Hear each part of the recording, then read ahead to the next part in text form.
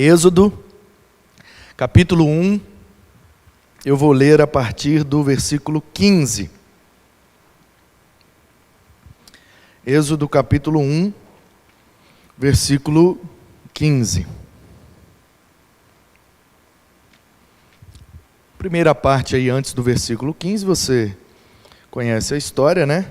Os hebreus estavam habitando no Egito, porque José, o livro do Gênesis termina com José virando Zafenate Paneia, governador do Egito, e com isso todos os seus irmãos, junto com o seu pai Jacó, que naquela ocasião já se chamava Israel, então eles vão morar no Egito, através da influência de José. E aí o livro começa dizendo que Jacó habitou no Egito com a sua família, aí vem a lista dos filhos, né?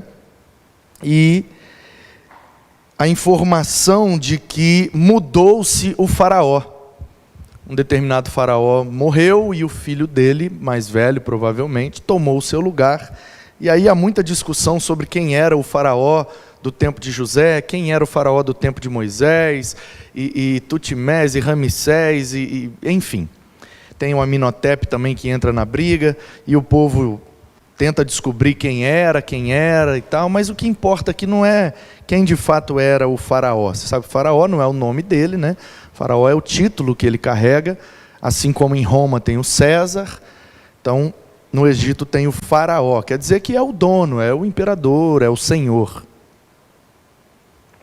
E aí ele se dá conta de que os hebreus estão crescendo muito, aumentaram em número, porque há uma promessa e há um mandamento de Deus para o seu povo, e esse povo, ainda que não tinha nesse momento as escrituras, não tinha a palavra de Deus de forma escrita, mas já tinha a tradição oral. Aquilo que o povo viveu lá no Éden, aquilo que o povo viveu fora do Éden, foi passando de pai para filho na tradição oral. Então falava-se, o outro ouvia e passava adiante, e essa história chegou.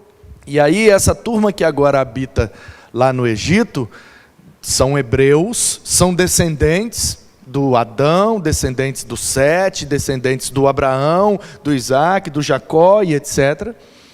Então eles ouviram as histórias. Todas as histórias do Gênesis ainda não estavam registradas, ainda viriam a ser registradas pelo Moisés, que vai nascer aqui agora, nessa história que nós vamos ler, mas o povo já conhecia a história de ouvir falar.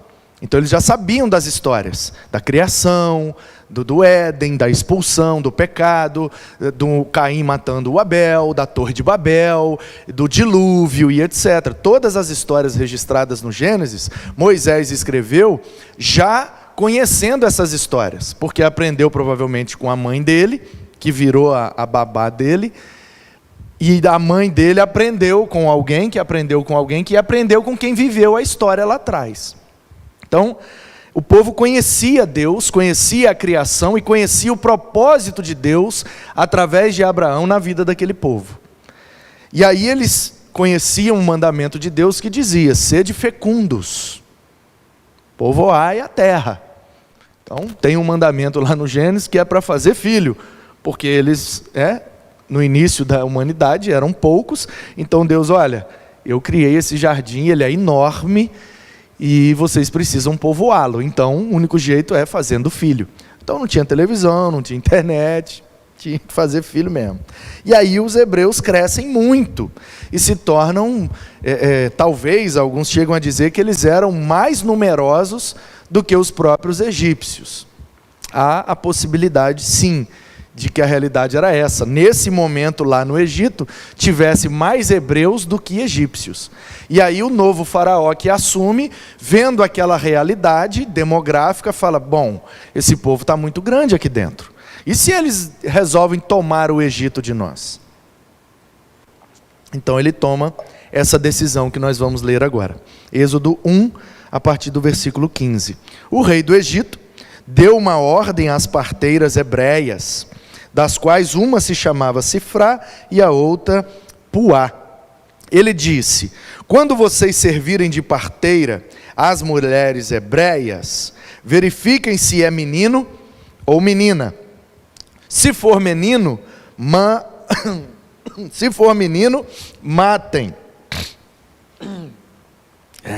Se for menina, deixem viver. As parteiras, porém, temeram a Deus e não fizeram o que o rei do Egito lhes havia ordenado. Pelo contrário, deixaram viver os meninos. Então, o rei do Egito chamou as parteiras e lhes perguntou: por que vocês fizeram isso e deixaram viver os meninos? As parteiras responderam a Faraó: é que as mulheres hebreias não são como as egípcias. Elas são vigorosas e dão à luz antes que a parteira chegue. Deus foi bom para as parteiras e o povo aumentou e se tornou muito forte. E porque as parteiras temeram a Deus, ele lhes constituiu família. Então, Faraó deu ordem a todo o seu povo, dizendo: joguem no rio Nilo todos os meninos hebreus que nascerem. Quanto às meninas, deixem viver. Eu gosto de frisar esse versículo, porque ele quebra um paradigma acerca dessa passagem, que habita nos nossos pensamentos desde sempre, eu acho. Quando a gente vai contar a história de Moisés, a gente deixa essa parte B do versículo 22, parece que a gente esquece. Porque qual é a nossa impressão? E eu também já cometi esse equívoco, porque é aquela coisa, um pequeno detalhe que é esquecido, depois de muito tempo, ninguém lembra mais. Então, como é que a gente conhece a história de Moisés? E segura aí que eu vou continuar lendo no capítulo 2. Eu só preciso te explicar por que eu vou frisar essa frase. Joguem no rio Nilo todos os meninos hebreus que nascerem. Essa é uma ordem do Faraó, depois de saber que as parteiras não tinham conseguido matar os meninos. Percebe? A gente meio que ignora essa segunda ordem aqui. Como é que a gente entende a história de Moisés? O Faraó mandou matar os meninos. Aí a dona Joquebede, que engravidou, ficou com pena de matar o menino e foi lá e botou ele no rio, como se a ideia de botar o menino no rio fosse da Joquebede para burlar a ordem do Faraó. Não é isso que a gente imaginou a vida inteira? É ou não é? Mas se a gente lê atentamente, a gente percebe que a ordem de colocar no rio foi do Faraó.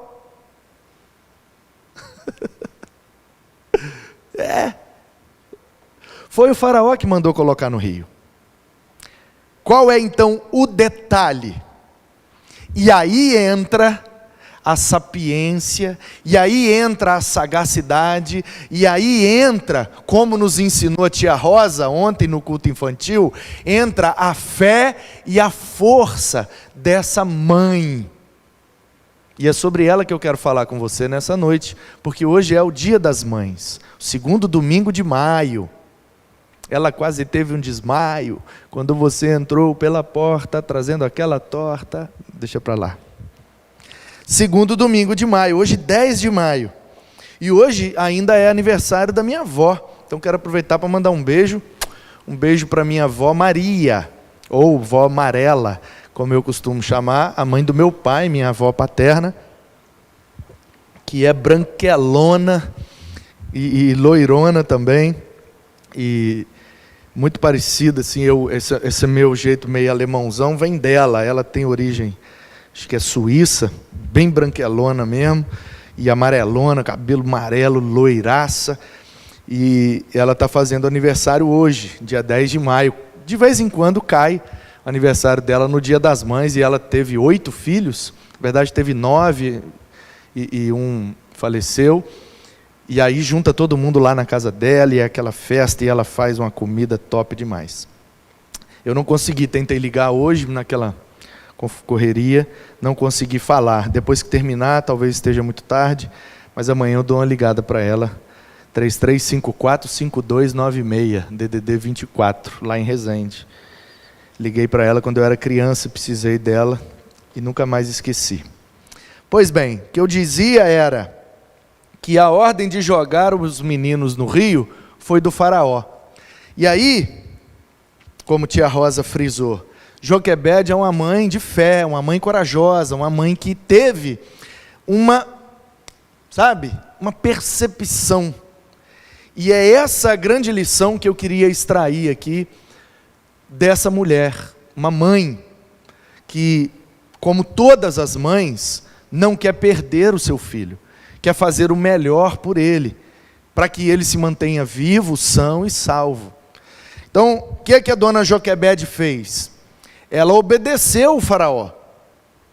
Por quê? O faraó não disse, no decreto que baixou, qual era o formato, a metodologia ou a maneira de jogar os meninos no rio. Ele falou, joga no rio. É claro que na mente do faraó estava a ideia de que era jogar o menino puro. Pega o menino e joga dentro d'água. Ele vai afundar e vai morrer afogado no rio. É lógico. A gente também não vai ser tão inocente de pensar que o faraó, que acabou de mandar matar os meninos, vai ter um coração bom de falar, quando for colocar o menino no rio, faça um cesto. Pegue lá os juncos da beira do rio, passe um betume, faça ali uma espécie de arca ou um cestinho. E a esses cestos de colocar os bebês, até hoje nós damos o nome de Moisés, né? Quem vai comprar aquele cestinho de botar o bebê, o nome daquilo é Moisés. Por quê? Por causa disso aqui. E aí, qual foi então a sacada da dona Joquebede? Ela fez um cesto. Falou, bom, eu vou obedecer o governador, o imperador, o rei, o faraó, a liderança política da minha nação. Se ele baixou um decreto, se eu fizer diferente, eu estarei cometendo um crime. Então eu não sou criminosa, eu sou hebreia, eu creio em Deus, eu sou uma mulher crente que quer agradar a Deus, sou da tribo de Levi, que são, né, os sacerdotes. Então eu não quero descumprir uma ordem do faraó, eu não quero ser uma criminosa. Mas espera aí, ele falou qual é a maneira de colocar o menino lá no rio? Não, ele falou para colocar no rio. Bom, então eu vou fazer uma cesta e vou crer na providência de Deus, vou crer no livramento de Deus e vou dar uma oportunidade para que o meu filho seja salvo. Você percebe o ponto que eu estou querendo chamar a sua atenção? A ordem do líder político era totalmente maligna. Matem os meninos. A dona Joquebede, sem desobedecer a ordem do líder político, arrumou um jeito de, obedecendo, dar uma chance para o seu filho. Percebe? Ela fez um cesto para protegê-lo. Colocou no rio, ela obedeceu a ordem. O cesto foi descendo. E aí diz, um homem da casa de Levi casou com uma mulher da mesma tribo, é o seu Anrão, e ela que é a dona Joquebede. A mulher ficou grávida, deu à luz um filho, vendo que o menino era bonito, escondeu durante 3 meses. Então ela tentou ainda, meu Deus, vou jogar esse menino no rio, mas o menino é tão bonito, deixa ele aqui mais um pouquinho, foi se apegando ao menino e não conseguia cumprir a ordem. Mas, não podendo, porém, escondê-lo por mais tempo, que aí cresceu, tem mais jeito de esconder, pegou um cesto de junco, tapou os buracos com betume e piche, e pondo nele o menino, largou o cesto no meio dos juncos, à beira do rio. A irmã do menino, que é Miriam, ficou de longe para ver o que ia acontecer com ele. A filha de Faraó desceu para se banhar no rio, e as moças que tinham vindo com ela passeavam pela margem.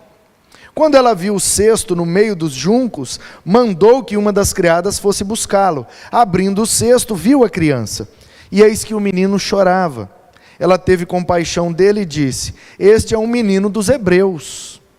Então a irmã do menino perguntou à filha de Faraó: quer que eu vá chamar uma das hebreias para que sirva de ama, de babá, de cuidadora, e crie esta criança para a senhora? A filha de Faraó respondeu: vá.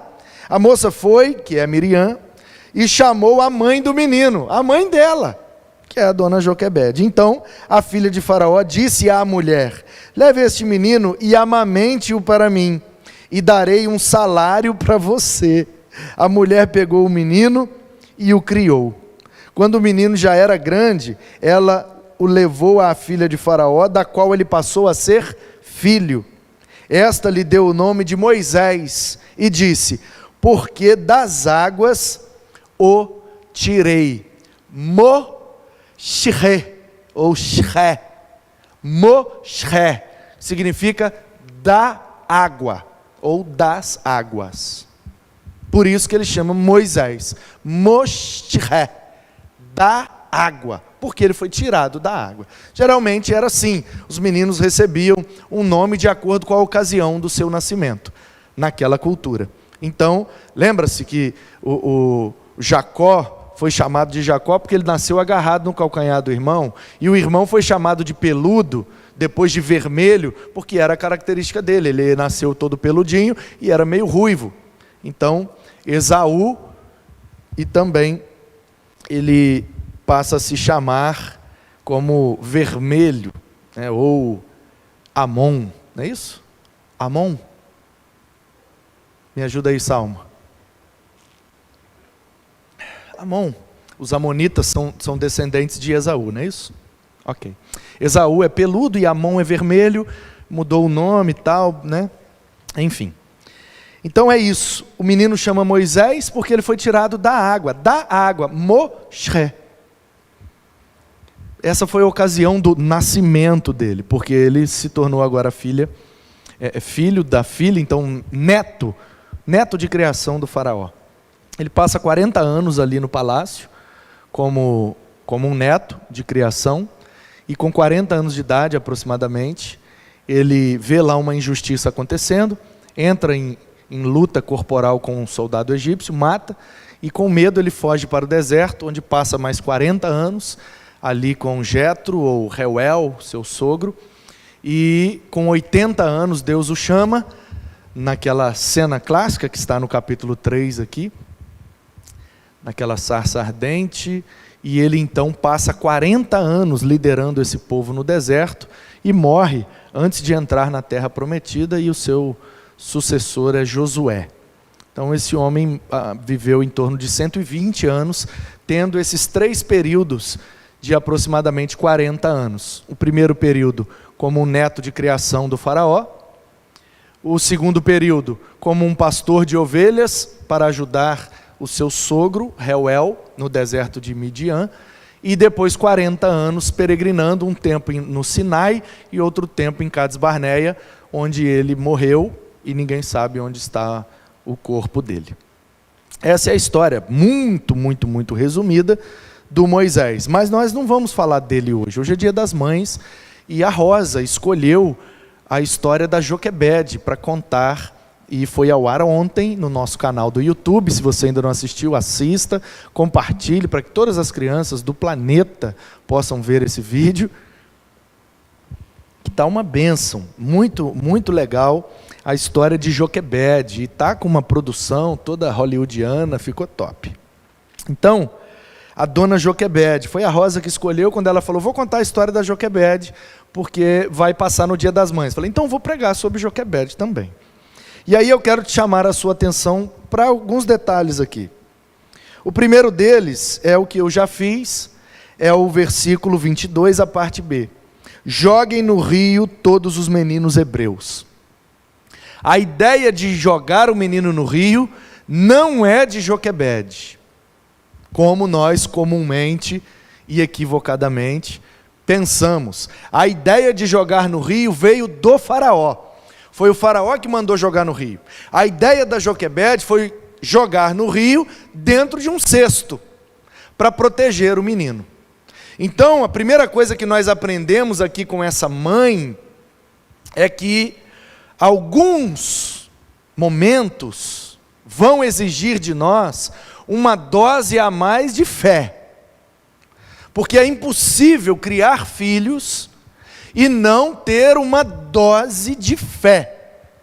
Porque criar um filho, educar um filho e cuidar de um filho nunca vai ser exatamente do jeito que nós queremos, que nós desejamos ou que nós pensamos. Porque as circunstâncias da vida vão mudando e por vezes as mães precisam exercer a sua dose de fé, e às vezes essa dose é um pouco maior, porque os meninos vão passando por situações em que nós precisamos nos adaptar na condução, na criação, na orientação dos meninos, e às vezes a gente nem sabe o que fazer. E é aí que entra a dose de fé. Porque para gerar filhos, tem que ter fé. Porque pensa bem, um ser humano que é tão complexo, bilhões e bilhões e trilhões e quatrilhões de células, que se organizam em órgãos, em aparelhos, em sistemas, organizados num corpo de forma harmoniosa, tudo funcionando. Quem é que inventou esse negócio? Não somos nós, irmãos. Não somos nós que fazemos os filhos. Eu não sei fazer uma bateria dessa, eu não sei fazer um copo desse aqui, ó. Como é que faz um copo desse aqui de vidro? Não sei. Diz que é feito de areia, com calor, com pressão, com não sei o quê, mas eu não faço a menor ideia. Se eu tiver que fazer um copo desse aqui, eu vou beber água na mão a vida inteira, porque eu não vou saber fazer um copo. Eu não sei fazer um copo de vidro, eu vou saber fazer um ser humano?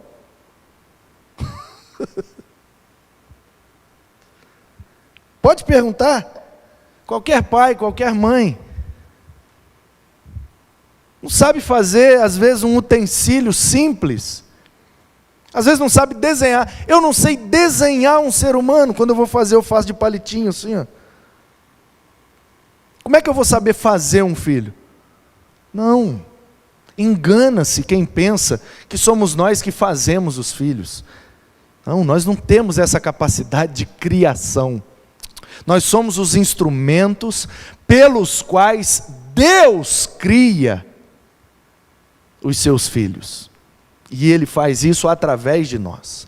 Portanto, Dona Joquebede, por ser uma mulher hebreia, por ser uma mulher da tribo de Levi, por ser uma mulher casada com seu anrão, um levita, muito provavelmente ela sabia que a vida dos nossos filhos não pertence a nós, mas pertence antes de nós ao Senhor, que é o dono da vida. E é Ele quem criou Moisés no ventre da Joquebede. Portanto, ela sabendo disso, ela tranquiliza o seu coração e entrega o menino no rio.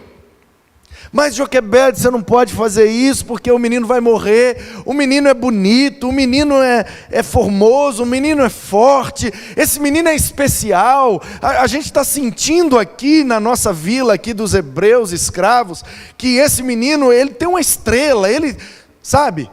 Imagina ali as situações, o que ela não ouviu durante aqueles 3 meses que o menino ficou em casa. Ah, Joquebede, não bota esse menino no rio não. Ah, Joquebede, que dó matar um menino tão bonito desse. Vai que esse menino é o escolhido, porque você precisa se lembrar que desde que o homem foi expulso do jardim, a promessa de Deus é: da mulher vai nascer um menino que vai esmagar a cabeça da serpente, que vai desfazer definitivamente as obras do diabo e o poder do pecado. Então, toda a geração de hebreus estava com aquela expectativa: será que é esse menino? Será que é esse menino? Todo menino que nascia havia essa pergunta que pairava no ar: será esse o ungido do Senhor? Será esse o escolhido? Talvez então, por isso, algumas pessoas podem muito bem ter chegado para Joquebede e dito: olha, não bota esse menino no rio não, vamos dar um jeito, vamos esconder ele, vamos botar uma peruca nele, fingir que ele é uma menina por enquanto, e depois que ele crescer a gente diz que ele já estava nascido há muito tempo, e vamos dar um jeito, vamos fugir com esse menino para o deserto, esse menino tem estrela, esse menino pode ser o escolhido, esse menino pode ser ungido, vai que Deus tem um propósito na vida desse menino, vai que Deus usa esse menino para nos libertar do faraó. Já pensou? O texto não registra, isso é só conjectura da minha cabeça. Mas já pensou se tinha alguém lá com o dom de profecia, que tinha alguém mais íntimo de Deus? Vai que tinha alguém lá com uma sensibilidade espiritual tal, de chegar para Joquebede e dizer: olha, Deus me mostrou, Deus falou comigo, eu estou sentindo da parte de Deus, que Deus vai usar grandemente esse menino como um grande líder do nosso povo, e ele vai ser usado para nos libertar das garras de Faraó. Já pensou? Uma mãe ouvindo isso acerca do filho, que decisão que ela toma? Ainda assim ela vai e joga ele no rio?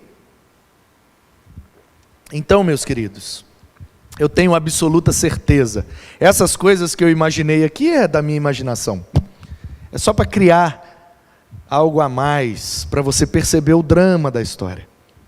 Mas o que eu tenho certeza, porque sou pai, pode ser que nada disso aqui que eu conjecturei aconteceu de fato, mas uma coisa eu tenho certeza que passava na mente e habitava no coração de Joquebede: ela desejava o melhor para o seu filho, e de alguma maneira, lá no fundo de sua alma, existia, nem que fosse um lampejo de fé, de que a providência de Deus alcançaria a vida desse menino, e ele seria livrado da morte para ser um instrumento de Deus na sua geração.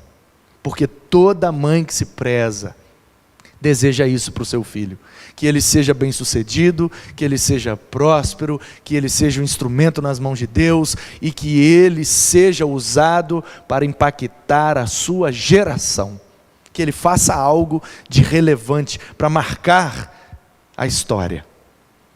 E aí, certamente com esse desejo no coração, essa mulher de fé, obedecendo ao decreto do faraó, ela coloca o menino no cesto, coloca lá na água e crê na providência de Deus. E não é que logo depois a filha do faraó foi lá tomar banho? E não é que ela viu o cesto? E não é que ela mandou pegar o menino? E não é que ela gostou do menino? E aí é a segunda coisa que eu quero chamar a sua atenção. Olha aí comigo o versículo de número 6 do capítulo 2 de Êxodo. Abrindo o cesto, viu a criança, e eis que o menino chorava, e ela teve compaixão dele. Outra coisa nessa história que passa batido.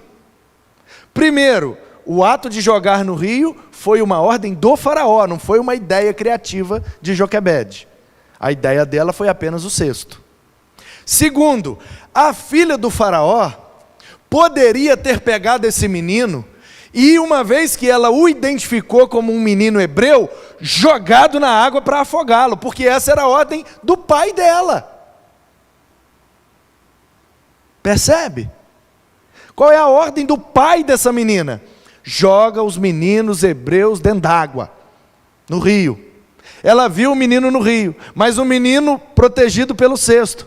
Uma vez que ela abre o cesto e vê que o menino é hebreu, pensa bem, gente, o que ela faria imediatamente? Meu pai deu uma ordem, os hebreus são escravos, meu pai disse que eles podem se unir e se rebelar contra nós.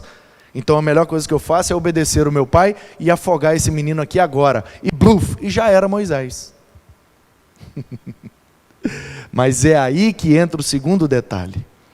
Portanto, o primeiro detalhe de uma mãe de fé é que ela, sem desobedecer a ordem, ela entra com a sua criatividade e entra com a sua dose de fé, crendo que aquele detalhe do cesto, Deus vai dar um jeito de proteger e fazer a sua vontade na vida do meu filho. Essa é a primeira característica de uma mãe de fé. Ela crê que a providência de Deus estará disponível para salvar o seu filho. Em segundo lugar, o Senhor, quando tem um propósito na vida de um filho, de uma mãe de fé, Ele move os corações que precisam ser movidos para que o propósito dele se cumpra. A filha do faraó deveria obedecer o seu pai e matar o menino. Mas o que é que ela fez? Se moveu de íntima compaixão. Se afeiçoou ao menino, falou: gente, esse menino é diferente, ele é hebreu, mas, nossa, esse menino tem um negócio, não tenho coragem de matar um menino desse. Percebe que a compaixão gerada no coração da filha do faraó é gerada por Deus. Porque lá na frente, Moisés vai encarar o faraó para libertar o povo, e a Bíblia diz que Deus endureceu o coração de faraó, para que ele não libertasse, e aí vieram as 10 pragas, que foi destronando todas as divindades egípcias, para que eles soubessem e crescem, que só há um Deus vivo e verdadeiro, é o Criador dos céus e da terra. Portanto, o mesmo Deus que endurece o coração de Faraó, também amolece o coração da princesa. E ela sente compaixão pelo menino e não tem coragem de afogá-lo. Ela desobedece o seu pai e sente o desejo de criar aquele menino como se fosse dela. Mas, talvez sem ter muita noção, e aí Miriam entra como fator surpresa para fazer essa proposta, que é a terceira coisa que eu quero chamar a sua atenção aqui, que é muito bonita na vida de uma mãe que cria os seus filhos pela fé. A Miriam propõe para aquela princesa chamar uma mulher hebreia para ajudar a criar o menino hebreu. Outra vez a princesa podia dizer: não preciso de ajuda de uma escrava, eu tenho várias servas. E a Bíblia é clara em dizer aí que ela desceu para se banhar no rio, e as moças que tinham vindo com ela passeavam pela margem. Quantas moças? Quantas empregadas não tinha a filha do faraó? Meu querido, quantas ela quisesse. Será que não tinha uma empregada egípcia que sabia criar um menino, não? Que podia dar de mamar um menino, não? Percebe? Mas a Miriam vem com a proposta de chamar uma mulher hebreia. Olha só, ela já está desobedecendo o pai porque ela tinha que matar o menino e não matou. Aí agora ela vai pegar o menino e, ao invés de dar para uma empregada dela criar, egípcia, ela dá para uma mulher hebreia. Ela está colocando aqui até ela mesma em risco, do pai dela brigar com ela, sei lá. E aí ela aceita a proposta de Miriam. A moça foi e chamou a mãe do menino. Versículo 9. Então, a filha de Faraó disse à mulher: leve este menino e amamente-o. Darei um salário para você. Darei um salário para você. Não sei se você percebeu, mas o que aconteceu aqui foi o seguinte. Teoricamente o menino já estava morto. Teoricamente Joquebede já estava de luto. Teoricamente Moisés não existe na história. Já era. É menino, tem que jogar no rio. Vai morrer afogado. Teoricamente, temos uma mãe de luto, temos um menino morto e o faraó sorrindo. Teoricamente. Mas como é que aconteceu na prática? Porque a mão de Deus, que tem um propósito na vida daquele menino, moveu a mente de de Joquebede, para ter a ideia de colocá-lo no cesto. Moveu o coração de Miriam, sua irmã, para obedecer a sua mãe e ir lá para o rio, ficar vigiando o cesto. moveu o coração da princesa de compaixão e querer desejar o menino, e desejar criar o menino. E aí agora, olha como Deus faz. Ela colocou o menino no rio para morrer. Tinha tanto horário, tantas horas, tantos momentos para essa mulher ir tomar um banho lá. Foi logo naquele momento também, né? Percebe como está tudo convergindo para que a vontade de Deus se cumpra na vida desse menino? Está tudo. A ideia certa, a pessoa certa, o lugar certo, o horário certo, o sentimento certo. E aí vem a recompensa certa. E essa é a terceira característica de uma mãe de fé. A primeira é aplicar a dose de fé e confiar que Deus vai cuidar, porque Ele tem propósito na vida dos nossos filhos. A segunda é contar com a mão de Deus, que mesmo sem nós estarmos presentes, a mão de Deus vai cuidar para que os nossos filhos, onde quer que eles estejam, passando pelo perigo que for, a mão de Deus vai mover algo para protegê-los, porque Deus tem propósito na vida deles. E o terceiro é que se nós, como Joquebede fez, abrimos mão de algo para honrar a Deus, Deus faz com que isso retorne para nós, para nos honrar. É aquela famosa frase que não é bíblica, mas é completamente bíblica. Quando nós abrimos mão das nossas coisas, para cuidar das coisas de Deus, Deus cuida das nossas coisas. O que Jesus disse, se você quiser manter a sua vida, você vai perder. Mas se você estiver disposto a abrir mão, é aí que você vai ganhar. Quando Joquebede toma a decisão de obedecer o faraó e colocar o menino no rio, ela está dizendo: Senhor, é teu.